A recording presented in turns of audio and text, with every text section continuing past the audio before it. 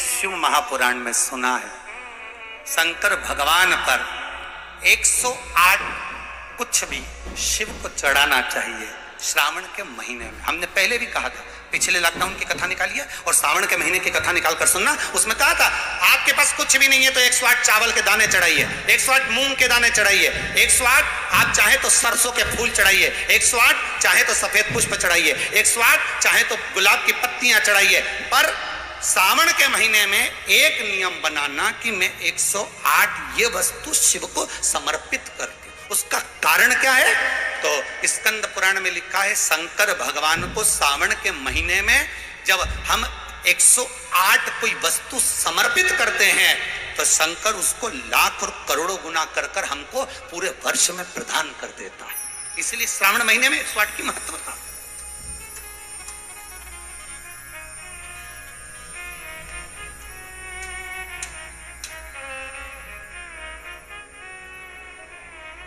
बाबा से विनय निवेदन, उसके चरणों का स्मरण। भोला सब दुख काटो मारा, ओ भोला सब दुख काटो मारा, ओ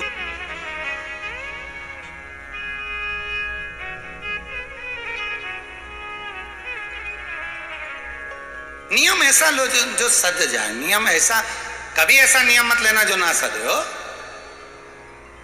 नियम कौन सा लिया जाए? सावन के महीने में आप भी नियम लो, हमें मना नहीं है, पर नियम वो लेना जो तुम साथ सको। कई कई माताएं अपने बच्चे को कसम दिला देती, मेरी सौगंध खा तू सुबह 6 बजे उठ जाएगा। अब कसम तो दिला दी ने, 6 बजे एक दिन तो उठ गया ने, बाकी का दिन तो क्या मतलब ऐसा नियम दिलाने से? तो नियम होना चाहिए। तो कहा क्या नियम लिया जाए? तो पत्नी बोली देखो अन्न का भाग मिले घर में ना मिले, एक काम करो तुम तो बेलपत्री का नियम ले लो कि अपन 108 बेलपत्र शंकर को चढ़ाएंगे, बस इतना। हाँ ठीक है। अब बहुत पैसे वाले हो गए ना तो तुम्हारे यहाँ कोई बेलपत्री तोड़ के भी दे जाएगा, थोड़ा धन मिल जाएगा, दे जाएगा। धीरे धीरे धीरे धीरे बेलपत्र का नियम लिया। एक वृक्ष से बेलपत्र लेकर आते और उस बेलपत्र को लाकर शिव जी को चढ़ा देते। निकलते निकलते कम से कम 25 दिन निकल गए, नियम पूरा चलता रहा। 26वां दिन आ गया, नियम पूरा चलता रहा। 27वां दिन आ गया, श्रावण के महीने का 27वां जब दिन आया तब माली ने बेलपत्र तो उतार ली। जो बेलपत्र के वृक्ष का माली था, वृक्ष का जो माली होता है, उसने चिल्ला दिया, बेलपत्र अब मत ले जाना, पीढ़ी की मिल रही है तोड़ तोड़ के ले जा रहा हूं, अब मत ले जाना, बिल्कुल भी नहीं, कीमत दीजिए उसकी।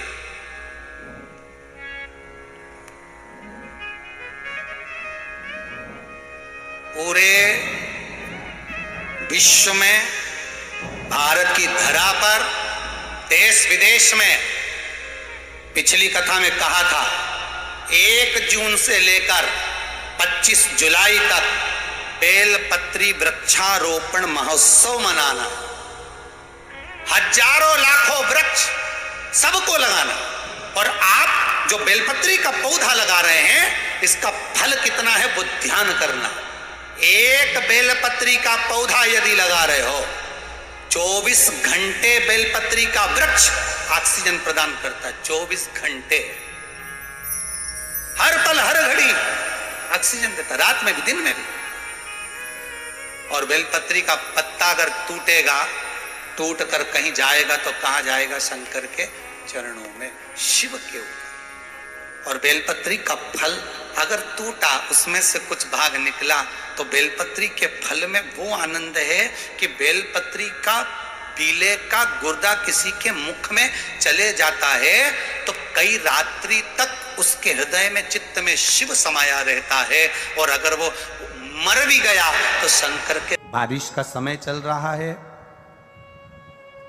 एक बेलपत्र आप अगर शंकर भगवान को रोज चढ़ाते हो, एक बेलपत्र शिव जी को रोज समर्पित करते हो, तो मन में एक संकल्प इस बारिश के मौसम में, इस सावन के महीने में एक संकल्प भी तुम्हारे भीतर आना चाहिए कि एक बेलपत्र अगर मैं शंकर भगवान को चढ़ाती हूं, मैं जिंदा हूं, तब तक तो देवादिदेव महादेव को बेलपत्र चढ़ाऊंगी, पर मेरे मरने के बाद मेरे बच्चों ने, मेरी बेटी ने, मेरे दामाद ने, मेरे बेटे ने, मेरी बहू ने, पोता पोती ने शंकर जी पे बेलपत्र नहीं चढ़ाई तो मरने से पहले ऐसा काम कर जाना, जैसे बीमा कर कर जाते हो तो बीमे की रकम तुम्हारे घर के लोगों को मिलती है, जमा तुम करते हो, रकम तुम्हारे परिवार वालों को मिलती है, उन परिवार वालों का भला कर कर जाते हो, उसी तरह एक भला अपना भी कर कर जाना और संसार सागर का भी कर कर जाना।